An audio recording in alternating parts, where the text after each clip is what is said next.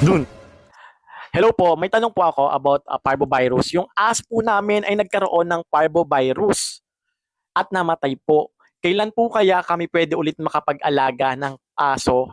Dahil nga po, namimiss namin magkaroon ng aso. Kailan ka ba pwedeng mag-alaga ulit kapag namatayan ka ng alagang aso dahil sa sakit na parvovirus? Muna kayo mag-adapt mga 6 months to 1 year ang palipasin nyo kapag nagkaroon ng parvo outbreak sa bahay nyo. Kasi yung parvo, hindi siya agad-agad namamatay kasi nga virus po ito. So, kailangan wag muna kayong mag-aalaga kasi kawawa rin naman yung i-adapt nyo or yung isa-shop nyong bagong aso. So, kailangan palipasin nyo muna yung 6 months to 1 year o 1 year bago ulit kayo mag alaga ng panibago. Kailangan talaga fully disinfect yung bahay nyo, gamitan nyo ng mabisang pang disinfect para mamatay yung virus. So, yun lang guys. Sana nagustuhan nyo tong video na to guys, na dog scaring